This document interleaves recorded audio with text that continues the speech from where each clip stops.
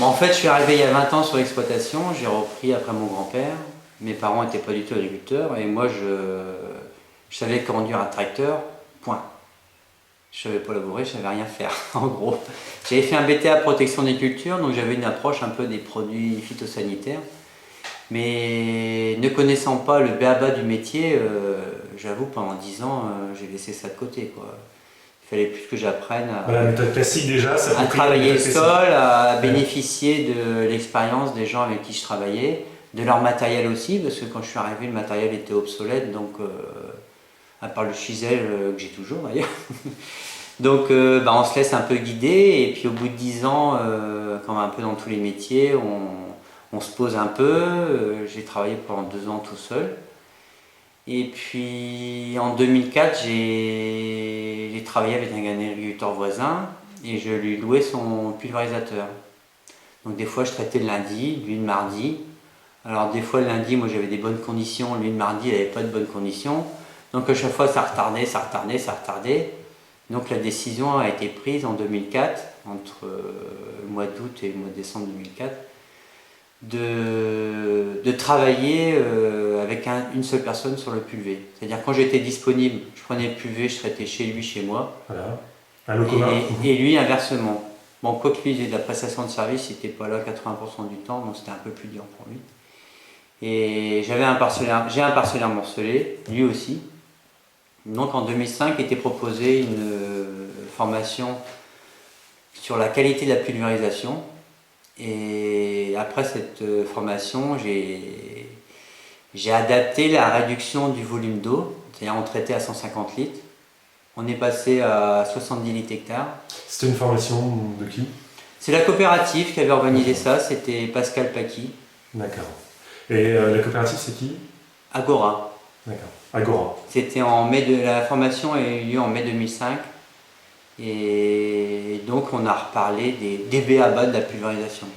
Hygrométrie, Le etc. b.a.-ba de l'agriculture, c'est de mettre ses pieds dans les champs, observer. Le b.a.-ba de la pulvérisation, c'est l'hygrométrie.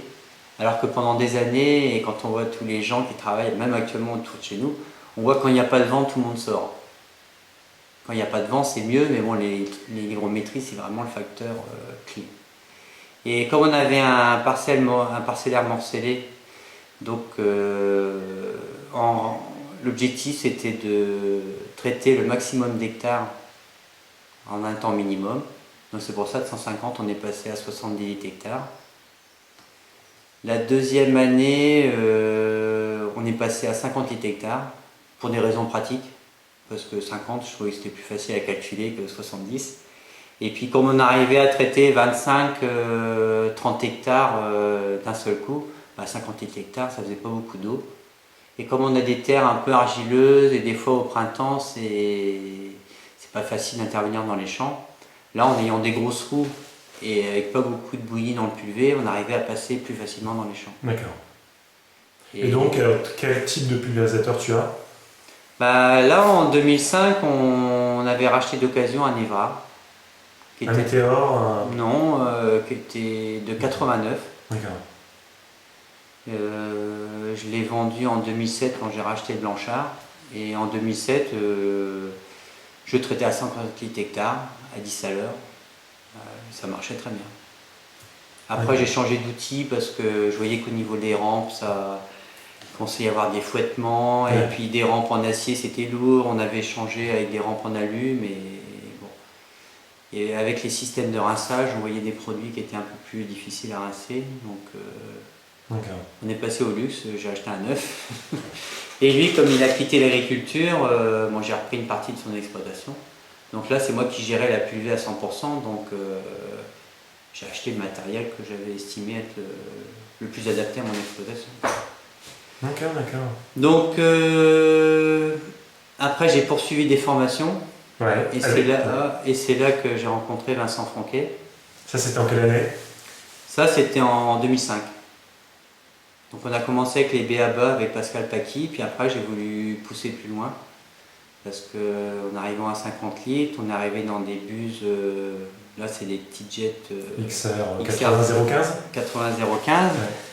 Donc tout ce qui est poudre, faire attention au niveau des bouchages. Et on n'a pas l'impression, mais entre une 0,2 et une 0,15, il y a quand même une grosse différence. Donc j'utilisais de moins en moins des produits type poudre. J'utilisais beaucoup des produits liquides. Donc, et puis grâce à Vincent Franquet, on a adapté un peu Après la réduction du volume d'eau, on est passé à la réduction de dose. Oui, parce que quand tu es descendu à 50 litres, c'est pas pour autant que tu réduisais les doses. Je ne changeais pas les doses. L'objectif, c'était de traiter le maximum d'hectares dans les meilleures conditions possibles. Et ton voisin avait des pommes de terre? Non, pas du tout. D'accord. Non. Donc c'était un système on avait la même ferme. Donc je m'occupais des traitements carrément, je visitais ses champs. Allez, donc alors, avec Vincent Franquet, là tu as commencé à réduire tes doses. Oui. D'accord. Et d'ailleurs, je le revois tous les ans. Tous les ans pour une mise en point, parce qu'il fait beaucoup d'essais aussi. Et sur certaines cultures, j'adapte aussi.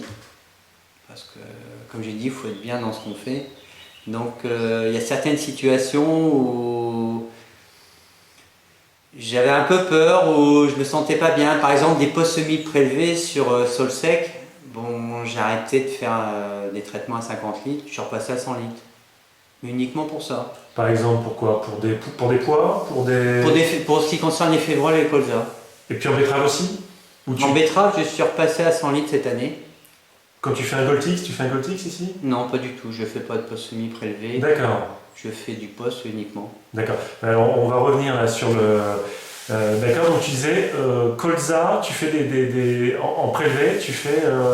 Traitement à 100 litres hectare. 100 litres hectare. Pourquoi? C'est psychologique, non? C'est psychologique. On sait qu'avec une buse type XR015, on a une très bonne répartition. Ouais. Mais je sais pas, c'est... Même s'il pleut, même si ton sol est humide. Bon, c'est un peu le petit bonheur la chance aussi, le fait qu'il pleuve après un spin colza. Non mais imaginons, il pleut. Il vaut mieux traiter après la pluie qu'avant. Voilà. C'est pour ça que dans la méthode Franquet, il y a aussi la méthode de plusieurs passages où là on diminue les risques. On ne met pas tout en post semi-prélevé, on ne met pas tout en post. Donc actuellement je fragmente en 2 fois, c'est-à-dire j'ai fait un traitement post semi-prélevé, pas une dose énorme, et après je passe en post levé précoce. Après. Par exemple, alors pour un colza, tu utilises quoi en... Pour un colza, du Rapsan TDI, avec un peu de Noval. Je mets Rapsan TDI, en fait il y a du Centium dedans. Je mets une partie post semi-prélevé et puis une partie post levé. Et en post semi-prélevé, tu mets combien? Je coupe la dose en 2. Ah oui, donc tu mets quand même une dose... Je mets quand même une dose... Dose complète, quoi. Oui, je mets une dose de complète. D'accord. Parce que j'ai des problèmes graminés. On ne sait pas si c'est normalement s'ils sont pas résistants, mais quand je vois que les blés de colza sont sales, il y a un colza sale aussi au niveau récolte, humidité, humidité, impureté. Ouais, donc, ça peut être coûteux. Et vu les échecs que j'ai eus sur certaines parcelles, je suis revenu là, depuis l'année dernière sur un profil prudent. Je ne mets pas des doses de cheval, mais je fais un peu plus attention. Ouais. Parce que quand on part sur la réduction de dose, je dis pas qu'on devient radin, mais c'est presque un jeu, quoi. Oui. C'est en le mettre le moins possible. Mais des fois, faut faire attention. Des fois, il faut faire attention. C'est pour ça qu'avoir du recul, revoir d'autres personnes, ça... Alors la chance aussi que l'on a depuis 2 ans, par exemple, c'est qu'au niveau céréales, on a des printemps secs et on a des années, je dirais, sans trop de maladies. Cette année est une année sans trop de maladies, mis à part la rouille pour certaines régions. Je ne sais pas toi ici comment tu... Oui, mais quand on s'engage dans la réduction de dose, ou même le bas volume, déjà on va dire le bas volume, il y a des règles très précises. Bas volume, on réduit les doses, donc on ne peut pas intervenir sur quelque chose curativement. Donc on passe automatiquement en préventif. Alors la méthode de Vincent Franquet, c'est de passer par exemple en fongicide blé 5 fois avec des très petites doses. Est-ce que toi aujourd'hui c'est ce que tu fais? Est-ce que tu te lèves? À quelle heure tu te lèves, par exemple, pour les traiter? À quelle heure tu te couches? Suivant le parcellaire, par exemple en blé, 50 hectares, souvent je fais 2 fois 25. Je regarde un peu la météo la veille. Et donc tu te lèves? Ça veut dire que tu te lèves le matin? Oui. À 5 heures? Généralement, je me lève à 4 heures. Je pars à 5 heures et puis je retourne vers 7h30. 7h30 ou 8 heures. Et je me lève à 4 heures, je regarde le vent dehors, s'il n'y a pas de vent. Parce que des fois il y a du vent à 4 heures, puis à 5 heures il n'y en a pas. Donc c'est ça aussi, des fois on se couche, c'est pas évident. Ou alors certains échecs aussi, une rosée excessive le matin. Ah oui. Et des températures basses. Une rosée excessive? Oui. On voit la végétation est pleine d'eau, il y a des brumes. Et la bouillie, enfin la pulvérisation aurait tendance à stagner un peu dans l'atmosphère. Et tu penses à se déplacer vers les champs voisins? Oui, je pense que ça aura à peu près le même effet que si on pulvérisait avec des buses, enfin des tigettes. Moi je traite à un bar 3, un bar 4 à peu près. Et si on passe à 2 bars, on voit tout de suite que ça fait une pulvérisation de fine goutte. Oui, alors, à 2 bars, on est à 250 microns. Hein. Oui. À 2 bars avec les XR 80015, oui. On est à 250 microns. Oui, c'est quand même ce qu'il faut rechercher quand même. Oui, mais moi, l'année dernière, je traitais à 50 litres hectare à 1 bar de pression à 11,5 à l'heure. Et comme j'ai un parcellaire morcelé, puis je suis revenu un peu au labour, donc les champs sont un peu moins élevés. 10 à l'heure. Donc je suis revenu à 60 litres hectares, 10 à l'heure. Et Vincent Franquet m'avait conseillé de réaugmenter un peu en pression pour une question un peu d'étalement. C'est-à-dire qu'à un bar, je ferais des gouttes un peu trop lourdes, donc j'aurais peut-être un petit problème au niveau pulvérisation. D'accord. Par contre, quand on regarde la rampe, à un bar, on a l'impression que c'est une lame.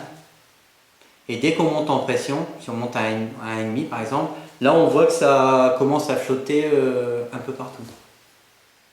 Puis en réduisant ma vitesse, vu que j'ai le temps de faire 25 hectares, on observe mieux les rampes. Mais tes anti-gouttes sont tarés à combien là? Tes anti-gouttes sont tarés à combien? À moins d'un bar. Et avec les wraps qu'on avait qui avaient 20 ans, à 0,9 ça démarrait. D'accord. Par contre, le PUV il doit être irréprochable. Ah oui. Les filtres, je regarde. Au niveau des filtres, comment ça se passe? Alors, le petit souci, c'est que j'ai 2 filtres. Un filtre type engrais liquide ou buse à 100 litres. Donc, avec des mailles plus. Un peu grosses, quoi. Non. Ouais, mais un peu plus épaisses. Un peu plus épaisses. Et puis après, quand j'ai les XR 015, j'ai des mailles beaucoup plus fines. D'accord. Et ça, tu changes. À chaque fois, tu changes. C'est un peu un sport au printemps, mais bon. T'as des filtres de tronçon? Oui, j'en ai 5. C'est un 28 mètres. Mais t'as pas de filtre au buse? Non. Et ton eau, elle est déminéralisée? Non, pas du tout. Eau de pluie? Non, pas du tout, c'est de l'eau de raison. Et tu mets du sulfate d'ammonium ou sulfate de magnésie? C'est de l'eau de réseau. Et on le voit quand on ouvre un robinet ici, par exemple, on ouvre fort, on ferme, ça sent le chlore. Donc je remplis ma cuve la veille. Si je fais du glyphosate par exemple, je mets du sulfate d'ammoniac. Je l'incorpore la veille, donc je laisse toute la nuit. Et le lendemain matin, je traite. Et c'est le seul produit avec lequel je mets du sulfate d'ammoniac. J'ai pas encore essayé pour le désherbage type absolu ou alors les hormones, d'acidifier un peu la bouillie. Alors justement, désherbage blé, qu'est-ce que tu fais? Désherbage blé, avant je ne faisais que un absolu au printemps. Point. À quelle dose? 200 grammes hectare à peu près. Mais compte tenu du parcellaire, ça changeait pas trop entre de l'argile et des limons. Il y a une telle différence de terre dans une parcelle que... Oui, parce que l'absolu, il a une action foliaire, mais aussi racinaire. Voilà. Donc la CEC, on revient à la captation de la partie racinaire, enfin de... Oui, plus il y a de l'argile dans le sol, plus la CEC est importante, plus il faut augmenter la dose. Voilà. Pour que le sol est moins réceptif. Voilà. Et donc ça, oui, ça c'était une préoccupation chez toi. Oui. Quand tu utilises l'absolu, tu te dis attention. Ouais. D'accord. Déjà, on l'a vu cette année, les derniers absolus que j'ai fait au mois de mars étaient beaucoup moins efficaces que ceux que j'ai fait une semaine avant. En fait, il a fait sec par la suite, Voilà. le sol était moins humide, et là, ça pardonne pas. C'est comme un safari sur betterave, sur sol sec, ça marche nettement moins bien. En fin de compte, la réussite d'un traitement, il y a l'hygrométrie, et quand le sol est humide, il y a presque automatiquement de l'hygrométrie. C'est pour ça qu'on pallie, c'est pour ça qu'on met du sulfate de magnésie, comme c'est un mouillant. C'est hygroscopique. Voilà, on arrive à pallier un peu ce phénomène, et quand on a l'hygrométrie, plus le sulfate de magnésie, on arrive à avoir des très bonnes conditions de traitement. Est-ce que ton eau est dure ici? Oui, elle est très dure. Bon. 49. Parce qu'aujourd'hui, on en revient et on dit en fait le sulfate de magnésium ne corrige pas la dureté. Il n'y a que le sulfate d'ammonium qui corrigerait la dureté. Tout à fait. Donc ça veut dire, comment tu peux expliquer? Tu as une eau dure, tu mets du sulfate de magnésium, et ben, donc tu pulvérises avec une eau dure. Et donc tu contraries les produits phyto que tu mets dans ta cuve. Oui. En fait, le sulfate de magnésie a un rôle d'humectant. C'est un rôle d'humectant et ça maintient un peu quand même la cohésion entre les matières actives dans le pulvérisateur, dans la cuve. Oui. Et ta dureté de l'eau et la dureté de l'eau. Et pour l'instant, je ne corrige rien concernant la dureté de l'eau. À part avec le glyphosate où j'acidifie l'eau, mais sinon pour les autres traitements, j'ai pas encore abordé cette démarche. D'accord. Tu penses le faire à l'avenir? Oui, je pense. Est-ce que par exemple... Mais bon, pour l'instant, vu ce qu'on entend, de l'eau déminéralisée, faudrait une cuve d'attente, faut mettre un bout de fer au fond parce que... Si la cuve est plastique. Si la cuve est plastique et qu'elle soit opaque, noire. Donc je trouve qu'on n'a pas assez de recul pour l'instant. Et c'est pas assez vulgarisé. Mais et par exemple, la réduction, pourquoi ne pas se dire, bah, tiens, oui, je vais utiliser l'eau de pluie? L'eau de pluie, il faudrait que je refasse mon réseau de gouttières déjà. Et puis cette année, de toute façon, j'aurais pas pu. J'aurais pas eu assez de réserve. Mais non, c'est pas au niveau du traitement d'eau, c'est pas assez vulgarisé, je pense. La réduction de dose, en fait, en 2007, personne n'en parlait. Et puis là, avec Ecophyto 2018 et les MAE, ça fait 2 ans que c'est vulgarisé.